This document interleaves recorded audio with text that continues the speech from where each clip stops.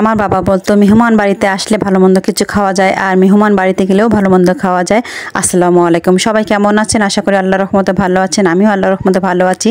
যারা এখন আমার পেজটি ফলো করে রাখেননি অবশ্যই পেজটি ফলো করে রাখবেন নতুন নতুন ভিডিও দেখার জন্য। আর যারা এখনও ইউটিউব চ্যানেলটা সাবস্ক্রাইব করে রাখেন অবশ্যই সাবস্ক্রাইব করে রাখবেন নতুন নতুন ভিডিও দেখার জন্য।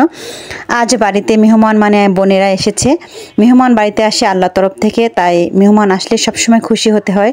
আপনার যেটুকু সামর্থ্য আছে সেইটুকু দিয়ে আপনি খাওয়ার চেষ্টা করবেন, আল্লাহও খুশি হয় আর মেহমান বাড়িতে আসলে অখুশি হতে হয় না।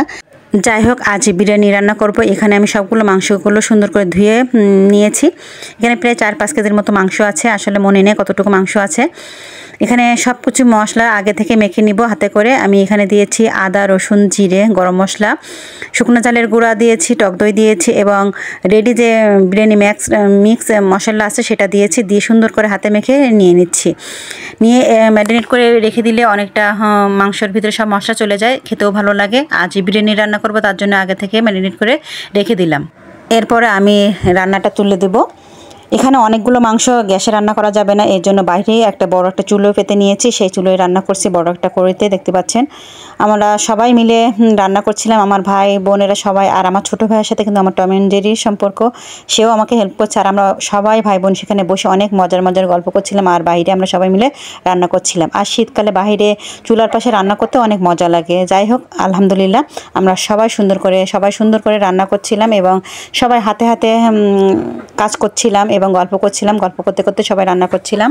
এদিকে আমার মাংসটাও কষানো হয়ে গেছে। আমার মাংসতে আমি পরিমাণ মতো ঝোল দিয়ে আমি একটু ভিতরে চলে আসলাম যে কে কী করছিল একটু দেখানোর জন্য, আপনাদের সাথে শেয়ার করার জন্য। এখানে আমার বোনের মেয়েরা বসে দাঁড়িয়েছিল, তাদের বলছিলাম কি করছো।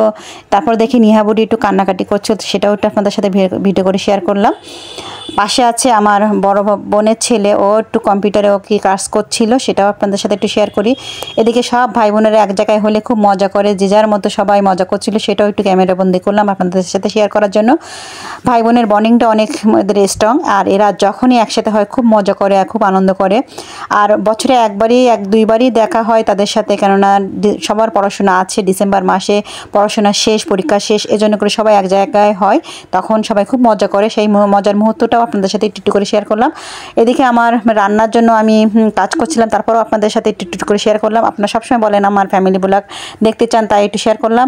এদিকে আমার মাংসটাও কষানো হয়ে গেছে। এবার আমি বিরিয়ানিটা রান্না করব, তার জন্য আমি আগে থেকে সব কিছু চালটা ধুয়ে নিয়েছিলাম, সেটা এখন রান্না করব।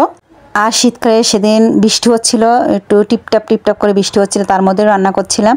যাই হোক, আলহামদুলিল্লাহ আমার মাংসটা রান্না হয়ে গেছে। আমি বিরিয়ানিটা রান্না শেষ করে সবাইকে খেতে দিব।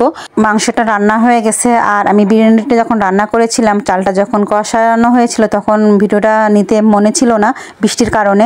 যাই হোক, আলহামদুলিল্লাহ রান্নাটা অনেক মজা হয়েছিল এবং খেতেও অনেক মজা হয়েছিল। মাশাআল্লাহ, যারা খেয়েছে তারা সবসময় প্রশংসা করে আমার রান্না খেতে। আর এদিকে সব কিছু কেটে কুটে সব গুছিয়ে নিয়েছি, এখন বাচ্চাদের খেতে দেওয়া হবে, অনেক বেলা হয়ে গেছে। যাই হোক, আলহামদুলিল্লাহ বাড়িতে মেহমান আসলে সব সময় ভালো কিছু খাওয়ানোর চেষ্টা করি আমি।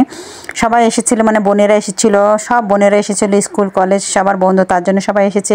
সবার জন্য শুভকামনা রইল এবং সবাইকে খেতে দিলাম। আমার ভিডিওটা কেমন লাগলো সবাই একটু কমেন্ট করে জানাবেন। পুরো ভিডিওটা দেখবেন, কেউ স্লিপ করবেন না। ভালো লাগলে সুন্দর সুন্দর কমেন্ট করবেন। এভাবে আপনারা সবাই আমার পাশে থাকবেন, আমার জন্য দোয়া করবেন। আল্লাহ হাফেজ, আসসালামু আলাইকুম।